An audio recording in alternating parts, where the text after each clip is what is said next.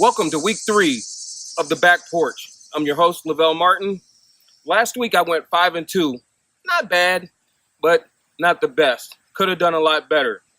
Thanks for helping me out there, LCA. Let's see how much better I can do this week. And again, if you'd like to be a guest on the show, just hit me up. I'm open to whoever. And in our next game, Henry Clay 1-1 will take on Johnson Central 0-1. Henry Clay looks to rebound after looking so discombobulated last weekend versus Covington Catholic.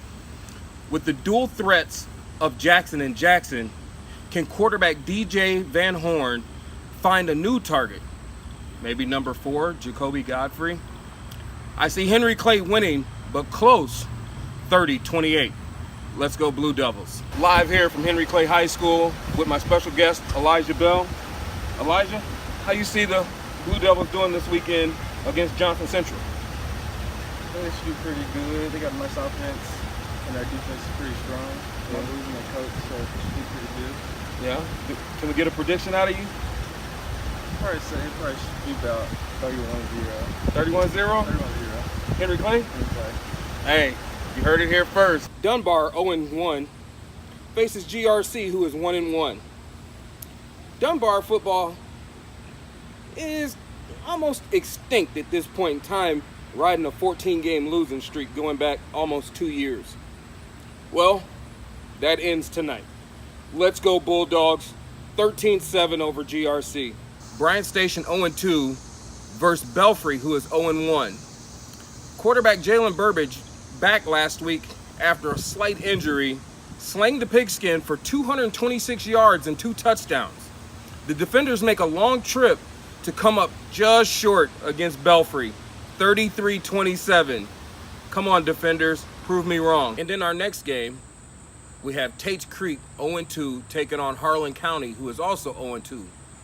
With nowhere but up to go, look for Tates Creek to focus offensively around quarterback Luke Doobie and running back Jalen Burnett.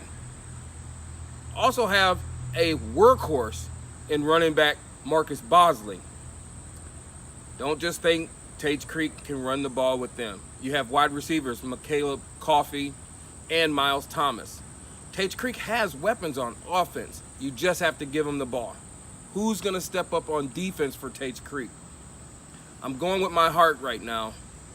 Tates Creek anchored down 21-17.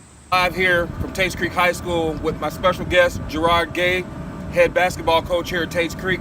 Coach, how you see the game going this week for the football Commodores? We're coming off 2 disappointing losses, but I think my guys is going to regroup. My kids is coming to me in the hallways telling me, Coach, we're going to take care of business this week. So I'm thinking 35-14 Commodores. And there you have it. Coach Gay, pleasure. Thank you. Go Creek. In our next matchup, we have LCA 1-1 taking on Vincennes, Indiana, also 1-1.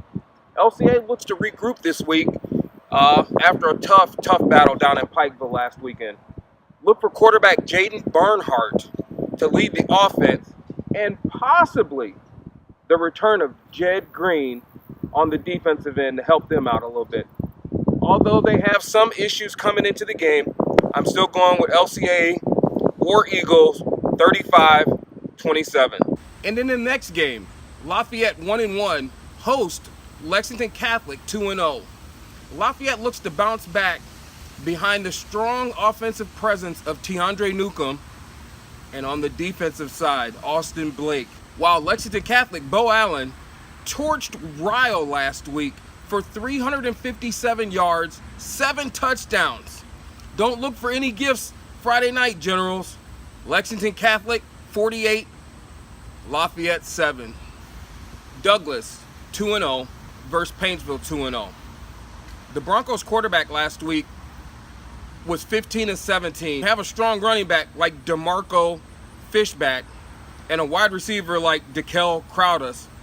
Douglas will again be unmatched by Paintsville. Broncos 56, Paintsville 7. I'd like to give a big shout out though to Paintsville number 15, Kobe Fugate. My guy. In our next game, Scott County 2-0 versus Highlands 2-0. Scott County enters the game averaging 57 points per game. Running back Bronson Brown ran for 239 yards and 2 touchdowns. Austin Burnett rushed for 216 yards and 6 touchdowns. And of course, Peyton Brown added another 126 yards. A total of 581 ground yards. Don't sleep though on wide receiver Glenn Covington. He will burn you if you peek in that backfield. Scott County 50, 37. Saturday morning, the Rising Star Classic out at Lafayette High School kicks off at 9 a.m. They have a full day slate of youth football games. Please come out and check some out. Starting at 9 o'clock, you have the 6U Ravens versus the Dolphins. At 10 o'clock, you have the 8U Ducks versus the Frankfurt Bengals. At 11 o'clock, you have the 8U Louisville Steelers coming into Lexington to host the Dolphins. At 12, you have the 8U Frankfurt Gators versus the Powell Steelers. At 2 o'clock, after a small intermission break there, you'll have the 10U Browns from Lexington versus the Georgetown Lions. At 3 o'clock, you have the 10U Dolphins versus the Louisville Steelers. At 4 o'clock, you have the 12U Dolphins versus the Frankfurt Bengals. At 5 o'clock, last game of the day, you'll have the 10U Ravens. Is that Kizzy Keating? I'm sorry. They gonna lose. They playing Louisville Chargers. Now I'm playing. Kizzy, win this one for Lexington. Let's go, boy. What's up, man? We're really excited about the KBC and opportunities that they're bringing back to the state of Kentucky. We got a lot of big things lined up, a lot of opportunities for young kids to come in here and grow, get better,